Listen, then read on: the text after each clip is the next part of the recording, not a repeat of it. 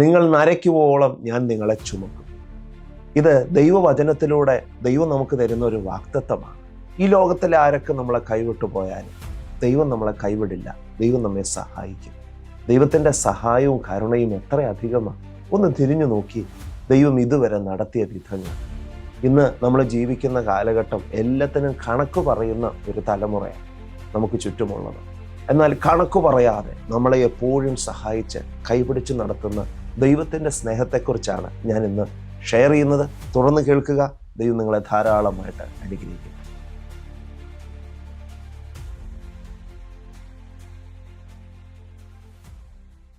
എൻ്റെ എല്ലാ മാന്യ പ്രേക്ഷകർക്കും വേഗം വരുന്നവനായ യേശുക്രിസ്തുവിൻ്റെ നാമത്തിലുള്ള സ്നേഹവന്ദനം.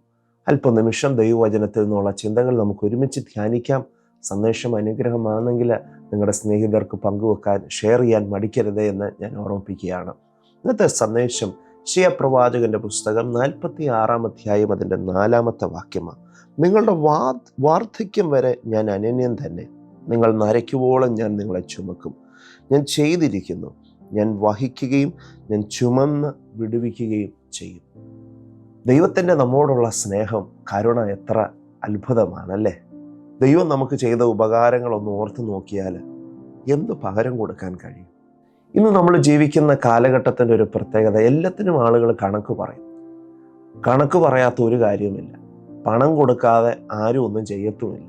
പണ്ടൊക്കെ അങ്ങനെയല്ല. സ്നേഹത്തോടെ കരുണയോടെ ആളുകളെല്ലാം ചെയ്തു കൊടുക്കുമായിരുന്നു. ഇന്നങ്ങനെ പരസ്പരമുള്ള സ്നേഹബന്ധവും കൈത്താങ്ങൽ കൊടുപ്പും ഒക്കെ കുറഞ്ഞു പോയിക്കൊണ്ടിരിക്കുക. പണമാണ് എല്ലാത്തിനും പ്രാധാന്യം. അങ്ങനെ ഒരു കാലഘട്ടത്തിൽ നമ്മൾ ജീവിക്കുമ്പോൾ ഓർക്കണം, ദൈവത്തിൻ്റെ കരുണയും സ്നേഹവും എത്ര വലുതാണ്. ദൈവത്തിൻ്റെ കരുണ ഒരിക്കലും കുറഞ്ഞു പോയിട്ടില്ല. ദൈവം നമ്മളെ നടത്തിയ വിധങ്ങൾ എത്രയോ അത്ഭുതമാണ്.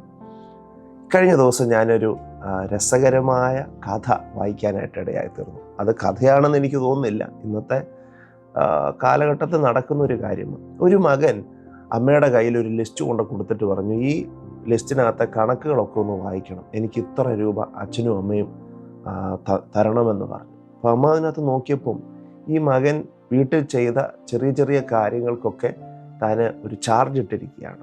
അച്ഛനെ സഹായിച്ചതിന്, അമ്മയെ സഹായിച്ചതിന്, മുറി വൃത്തിയാക്കിയതിന്, സഹോദരനെ നോക്കിയതിന്, അങ്ങനെ തുടങ്ങിയ എല്ലാ കാര്യങ്ങൾക്കും താൻ ഒരു നിശ്ചിത തുക ഇട്ടിട്ട് ഏറ്റവും അവസാനം എഴുതിയിട്ടുണ്ട് 105 രൂപ അച്ഛനും അമ്മയും തനിക്ക് കൊടുക്കണം. മാത്രമല്ല അതിൽ 5 രൂപ താൻ ഡിസ്കൗണ്ട് ചെയ്ത് 100 രൂപയാക്കിയിട്ടുണ്ട്.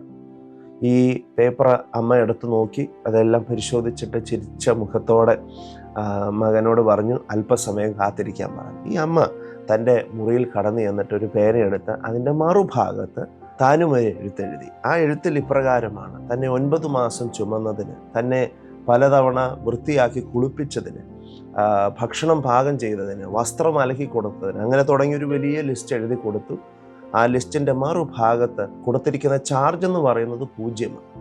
എല്ലാത്തിൻ്റെയും സൈഡിൽ 0 എഴുതിയിട്ടുണ്ട്. ഏറ്റവും അവസാനം ആ അമ്മ ഇങ്ങനെ എഴുതി, 0-ൽ നിന്ന് ഒന്നും ഡിസ്കൗണ്ട് ചെയ്യാനില്ലാത്തത് കൊണ്ട് വീണ്ടും 0 ഇട്ട് ആ മകൻ്റെ ഈ പേപ്പർ തിരിച്ചു കൊടുത്തു. ഈ മകന് ആശ്ചര്യമായി. ആ പേപ്പർ വായിച്ചപ്പോഴാണ് എനിക്ക് മനസ്സിലായത്, ഞാൻ എൻ്റെ അമ്മയോട് കണക്ക് ചോദിക്കുന്നത് എങ്ങനെയാണ്? ഇത്രയും അധികം സഹായങ്ങളും ഇത്രയും അധികം സ്നേഹവും വാരിക്കോരി തന്ന എൻ്റെ അമ്മയോട് ഞാൻ എങ്ങനെ കണക്ക് പറഞ്ഞ് പണം മേടിക്കും? അവൻ ആ അമ്മയുടെ അടുക്കൽ ചെന്ന് തന്നെ കെട്ടിപ്പിടിച്ച് ഒരു ചുംബനം കൊടുത്തിട്ട് പറഞ്ഞു, ചെയ്ത എല്ലാ നന്മകൾക്കും, ചെയ്ത എല്ലാ സഹായങ്ങൾക്കും നന്ദി. പ്രിയമുള്ളവരെ, ഞാൻ മുമ്പ് ഓർമ്മിപ്പിച്ചില്ലേ, എല്ലാത്തിനും കണക്ക് പറയുന്ന ഈ തലമുറയിൽ, ഈ കാലഘട്ടത്തിൽ നമ്മളൊന്ന് തിരിഞ്ഞു നോക്കണം. നമ്മെ സഹായിക്കുകയും നമ്മളെ കരുതുകയും നമ്മളെ കൈത്താങ്ങൽ തന്ന് സഹായിക്കുകയും ഒക്കെ ചെയ്ത അനേകരും നമുക്ക് ചുറ്റുമുണ്ട്. അവരോടൊക്കെ ഒരു നന്ദി പറയുന്നതും, അതിലുപരി ദൈവം നമ്മളെ സഹായിച്ച വിധങ്ങളൊന്ന് ഓർത്ത് നോക്കിയാൽ എങ്ങനെ നമുക്ക് നന്ദി പറയാതിരിക്കാൻ കഴിയും?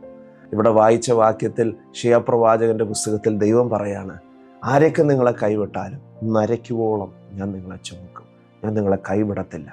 നമ്മെ നരയ്ക്കുവോളം ചുമക്കുന്ന ഒരു വ്യക്തി ഉണ്ടെങ്കിൽ അത് നമ്മുടെ ദൈവമാണ്. ഈ ലോകത്തിലെ എല്ലാവരും നമ്മളെ കൈവിട്ടു പോകും. മക്കൾ കുറേ നാൾ കഴിയുമ്പോൾ പഠനവും ജോലിയും ഒക്കെ ആയിട്ട് നമ്മളിൽ നിന്ന് അകന്നു പോകും. നമ്മുടെ സ്നേഹിതർ നമ്മളിൽ നിന്ന് മാറിപ്പോകും. എനിക്ക് വളരെ പരിചയമുള്ള ഒരു മാതാവ് ഞങ്ങളുടെ അടൂരിനടുത്തൊരു സ്ഥലത്തുണ്ട്. ആ മാതാവ് വീട്ടിൽ ഒറ്റയ്ക്കാണ്. എത്രയോ വർഷങ്ങളായെന്നറിയാമോ ഒറ്റയ്ക്ക്. 4-5 വർഷം കൂടി നിൽക്കുമ്പോഴാണ് മക്കളോ ഭർത്താവോ വന്ന് തന്നെ ഒന്ന് കാണുന്നത്.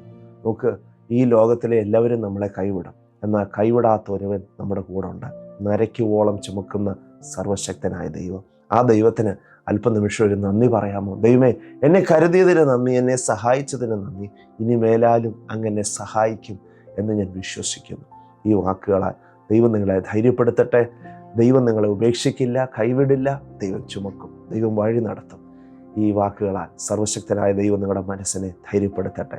ഇന്നത്തെ സന്ദേശം ഇവിടെ ചുരുക്കിയാണ്. പ്രയർ റിക്വസ്റ്റുകൾ ഉണ്ടെങ്കിൽ വാട്സാപ്പ് നമ്പറിലേക്ക് അയക്കുക. നമുക്ക് ഒരുമിച്ച് പ്രാർത്ഥിക്കാം. അത്ഭുതങ്ങൾ ദൈവം ഇനിയും ചെയ്യും. ദൈവത്തിൻ്റെ വിശ്വസ്തതയ്ക്ക് മാറ്റമില്ല. May God bless you. ദൈവ സാന്നിധ്യം എപ്പോഴും നിങ്ങളോട് കൂടെ ഇരിക്കുമാറാകട്ടെ.